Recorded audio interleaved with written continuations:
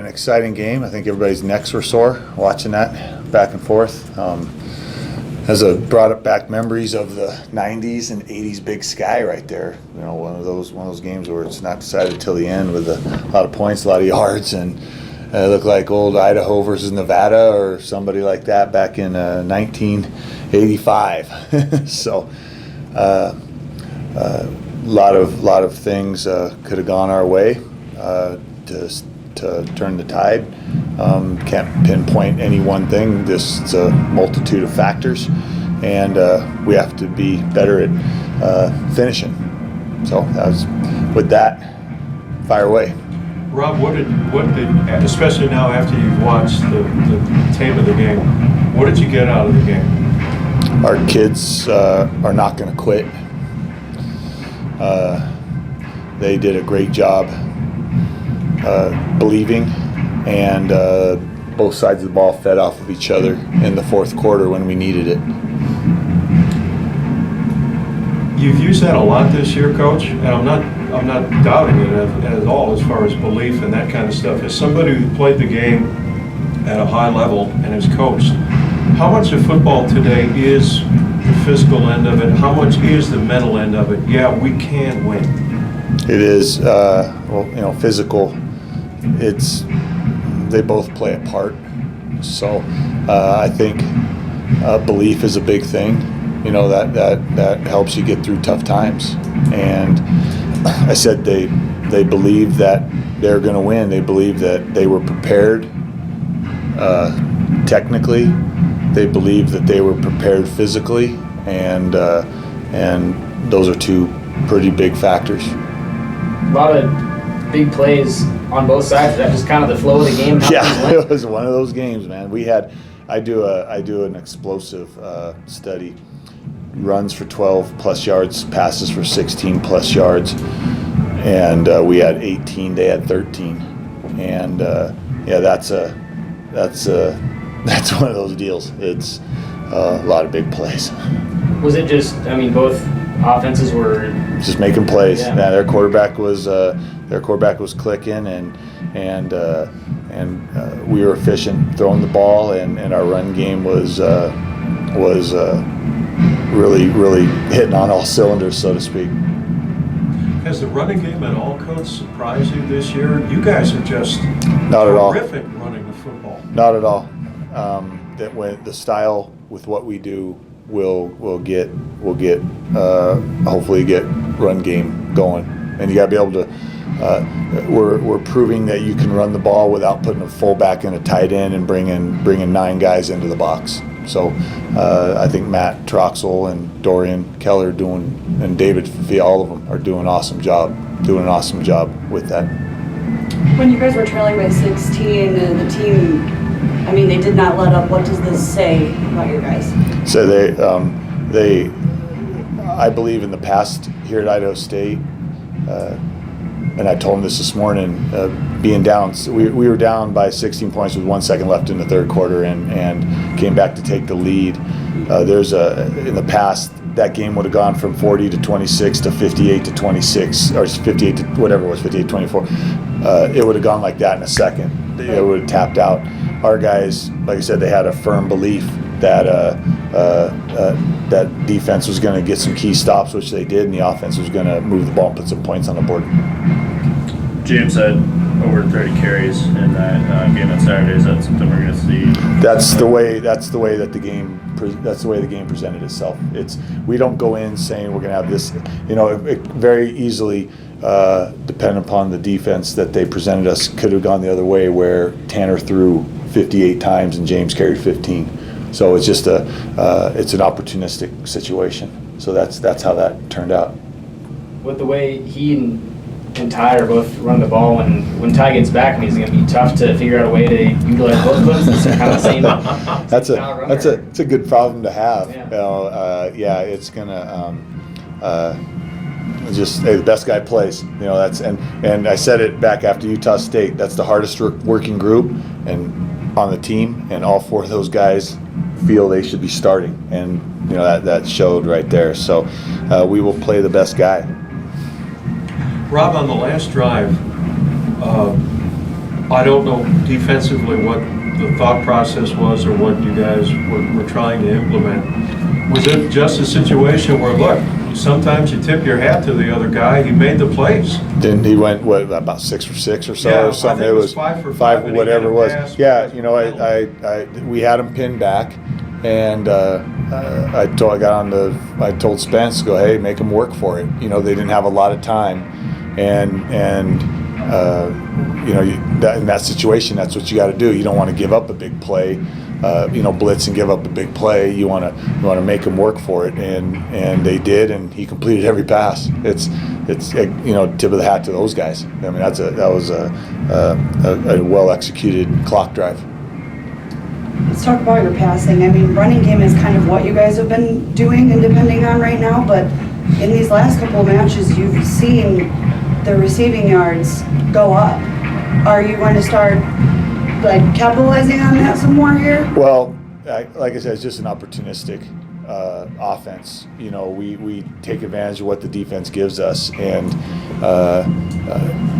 on those big passes that we had, we took advantage of what was there, and Tanner read it right, and our wideouts were running routes, you know, where they like they have all year, where they should be, and it was just a well executed game plan from the offensive standpoint. But we still had, as I told the wideouts this morning as we were watching film, we left a lot of yards out there on the field still. We had 620 or something like that, and we still left yards out on the field. We left points on the, you know, we didn't put points on the board when we needed to at certain times. So it's just a well executed, well designed offense by Matt Troxel.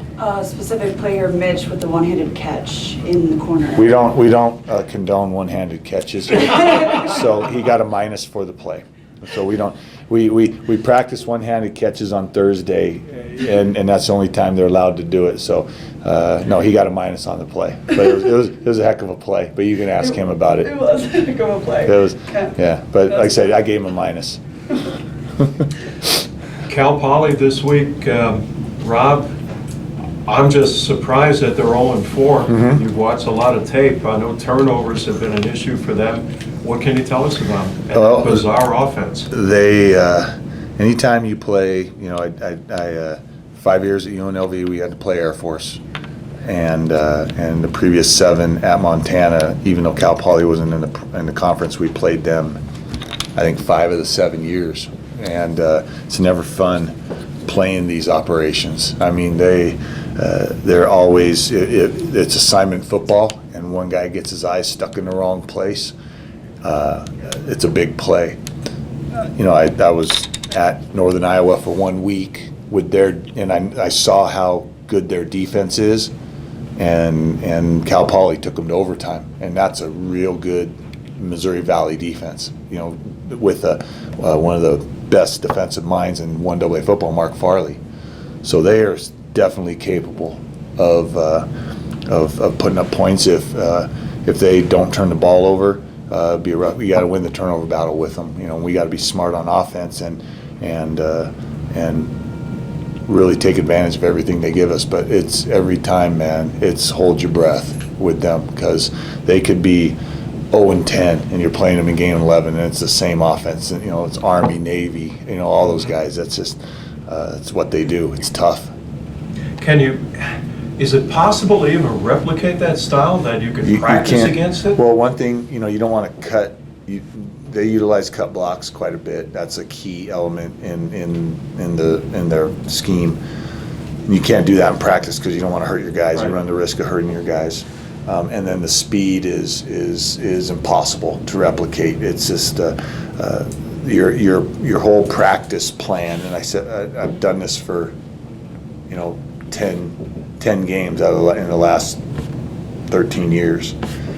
You just throw out your normal practice plan, and there's a lot of team time involved, because that's all it is. That's all you can do. It doesn't help for our receivers to go against our DBs in a one-on-one drill, or for us to do a 7-on-7 skeleton against the defense this week, because you have to devote 100% of your time to seeing your keys and your reads, and the way these option teams work is they come out and see how you're going to defend them you know, on the first couple, 3-4 plays, and then they have, you know, oh, we're going to this game plan, boom, and here's what we're going with, you know.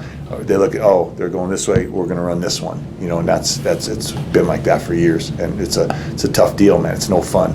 It's no fun. That's why when you're at UNLV, they wanted to schedule Navy, and we're like, why? Because we play Air Force every year. Why would we want to play 2 of these? And it really is bad when you open up your season with them, because then you waste all your fall camp working on this stuff. So it's a tough system. Coach Walsh, I've competed against him for many years on various teams, and he'll have these guys ready to go. They'll be tough, they'll be physical, and that's the way he coaches, old school.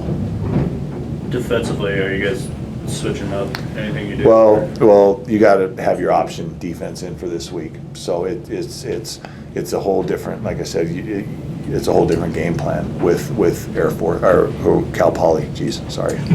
Like I said, they lump them all together, man. They're Georgia Tech now too. You know, it's just so. No, we're gonna just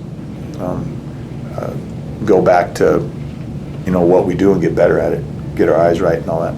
I want to go back to 1 week for just a second. I apologize. For how good the running game has been, sacks are starting to stack up on Tanner. Is that an offensive line thing, or is that a him thing taking too long? What is that a problem with? Not the offensive line. They're doing a wonderful job. Just we got to get through our reads a little bit quicker and get rid of the ball, and that's all it is. So the thing that gets us is as soon as it happens, he comes over the sidelines and says, "Yeah, I had this, didn't I?" We're like, "Yeah." So it's like, so he sees it. He's got to transfer it. The electricity's got to go from here to here to here. So it's not a negative thing, not a bad thing. Just we got to be better at getting rid of the ball. How important has it been for that offensive line to stay healthy this year? Big time. You got to have continuity. If you're revolving door at the O-line, that's tough, and they're doing a great job. Coach, how do you, from a defensive standpoint, how do you defend? What's the best way to defend Cal Poly? You talk about you got to have your eyes in the right place, yeah. But is it also kind of like you got to, if you're assigned to somebody, you better stay there. You can't go floating all over. Exactly. Now my theory. Now, mind you, I've never coached defense. Okay, but my theory on how to stop these option teams. Okay, they only have 5 eligible guys, right? Mm-hmm. So I always tell defense coaches, just take 5 guys on 5 of your defensive guys. Okay, you have number 8, you have number 12, you have number 30. On every play, those 5 guys just go tackle that guy, and then all the other linemen just take a gap. And I don't know why no one's ever tried it, because that would work, but they don't listen to me. But I have number 7 all day. Okay, that's it. Wherever he goes, I go and tackle him. But no, you have to. So, but they don't listen to me. So, but it's like, you guys, defense guys, make it so hard. It's just so easy, you know. But yeah, you have to be very disciplined, and that's where if you get caught looking at the wrong guy, it's a big play. You know, in Northern Iowa, they had 4 big, huge touchdown passes. I think it was 4, and you know, the corner steps up to fill, and boom, guy runs by him. So forces you to play assignment football. That's why all week, that's all you do is just go over the scheme over and over and over again. Any key players to watch either on offense or defense for them? They have a safety, number 1, who is a 6th-year senior, had some injuries, and he flies, he fills on the run, tackles well. He's a great player. I didn't bring my sheet with me. Offensively, they have a receiver, number 6, who's very effective. That he gets behind you and with enables them to throw some deep balls. They lost their fullback, pro throw, who's great. I talked to him down at the Big Sky conference meetings. No one was talking to him, so I said, "Hey, yeah, no one likes the fullback, man." I said, "I'll talk with you." You know, he was sitting by himself and felt bad, and it's too bad he got hurt, because he's a great player. But he averaged 82 per game, and the guy that filled in for him averages 89 at the fullback. So they have their nose guard is a big 300-pounder that occupies up a lot of space. So there's they have a lot of talent, which their record is not indicative of how good they really are. Do they run a 3-4 base, Coach Steve? But like everybody else in the country, they have a little bit of everything. Okay. If you can you give us an update on how Ty's doing injury-wise? I can't talk about injuries. Okay. HIPAA. So no, can't talk about injuries. Sorry. After last week and how the game kind of unfolded down the stretch, I mean, is Parker mentally doing okay? I mean, was there anything that could be kind of said to him, or? Just gotta be like a defensive back. You gotta be like an offensive tackle. You gotta have a short-term memory. You know, and move on. So, and ironically, 2 years ago, Andy Burtonshaw, snapped the ball overhead at Montana, and he's a good person to be around because that's what you have to do. You have to flush it and move on. And but it's not on him. It's on everybody. We all, from me on down, we all had a piece of that. So you don't put it on just one guy. Either on last week or this upcoming game. I'm excited to play. Homecoming game. It's going to be, hopefully we have a lot of fans here and get the people out, get everybody excited to finally have a home game again. And I'm just looking forward to the next one. Kind of flushing the last one and just moving on. How did it feel to finally be on the field and playing? I know you kind of sat out from early on in fall camp basically for a long time. Yeah, it was exciting to get back out there. I mean, nobody likes sitting on the sideline. So it was just good to get back out there and play and get some experience under my belt and, get hit around a little bit. So I had a good time. One thing I didn't ask you during our interview, which I'm curious, when I talked to Tanner a couple of weeks ago, he told me that he actually learned some things about you because, again, you guys have never really been able to play together on the same team because of the age difference. What have you learned about Tanner, having now spent a whole lot of time with him and actually are playing, on the same offensive unit? Yeah, Tanner's a great leader. He's the guy that, whether we're running the ball well or throwing the ball well, he's playing a part in it.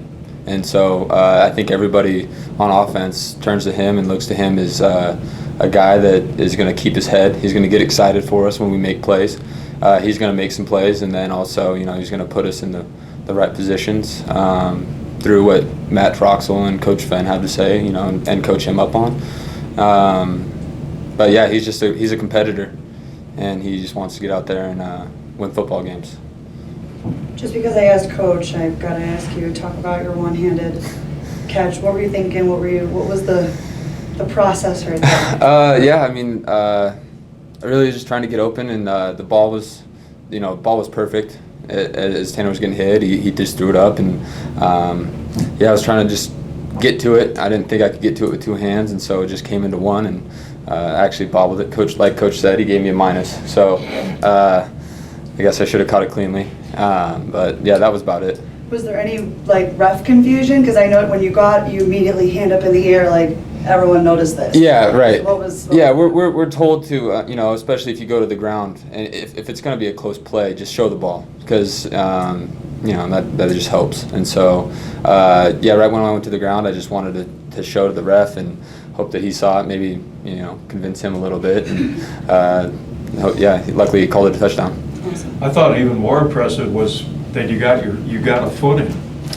Yeah, The catch was nice, but you trying to toe tap on that side in the corner there, that was impressive. Yeah, and like I said, the ball was just in the perfect spot. I try to have an awareness of the sideline, but sometimes you just lose sight of it when you're following the ball and trying to fight with your guy to get open. So I was just hoping that there was enough space left, and sure enough, the ball was right where it needed to be, and I was able to stay in bounds.